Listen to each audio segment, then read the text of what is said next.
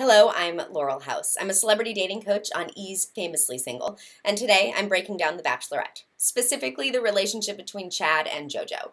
Chad is littered with red flags.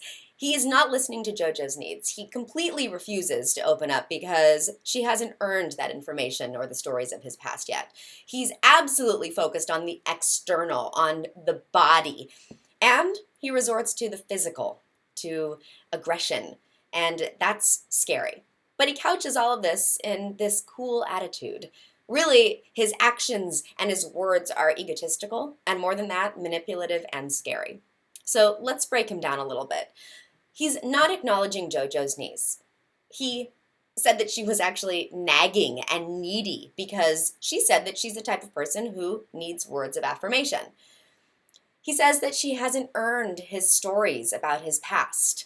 What he's actually doing is erecting a wall between them. Talking about exes and even sex is a good thing to a point. It reveals little glimpses of who you are based on where you've been. Being in a relationship that's based on earning is dangerous. What this can lead to is a pattern of always trying to be good or well-behaved in order to earn information, love, attention, affection, and intimacy. He's not interested in the reality of relationships, which is conversations. He actually makes fun of the other guys for asking JoJo questions about her past, her feelings, and goals. He's consumed by the superficial and the Prince Charming component of the show, the big activities, the fancy things. He's absolutely body obsessed and repeatedly commenting about how he's the best one out there, and everyone else is clearly a loser and has obviously never kissed a girl. Where'd he get that from? That external consumption and judgment often extends beyond the self and onto your partner too. It's a consumption that's exemplified by his refusal to participate in activities, then making fun of the others for doing it. It shows hyperjudgment. He's uptight, he can't relax, he's tightly and controllingly wound up. He can't have fun, and fun requires vulnerability, right? It requires you letting your guard down, and he's not doing that. In a relationship, you're constantly walking on eggshells because you want to make sure that you're not making a fool of the other person. And by the way, he signed up for this show, which includes going on group dates.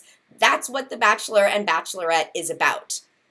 He's testing JoJo. He actually tested her by seeing if she would kiss him back on stage, and then saying that he would have rejected that. Why is he testing her?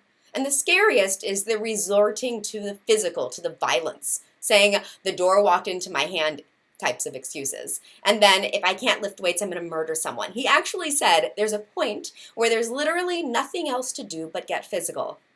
Really? Then he said that he was looking for another door after Evan got the rose. He's always blaming everyone else. He's not taking responsibility. He turns things around and he says that he's being bullied. And then the next moment he says he's the bully. He's extremely manipulative and egotistical, and he brings the entire energy of the house down. Remember the first episode when they were all singing? Now all of a sudden, no one's singing. It's all eggshells. So why is JoJo attracted to someone like this? Well, clearly that attraction is very quickly waning. But she was attracted because of the bad boy, because he seemed to be the only one who was being honest and authentic and voicing his truth. Well, he was being honest and authentic about the fact that he's an asshole.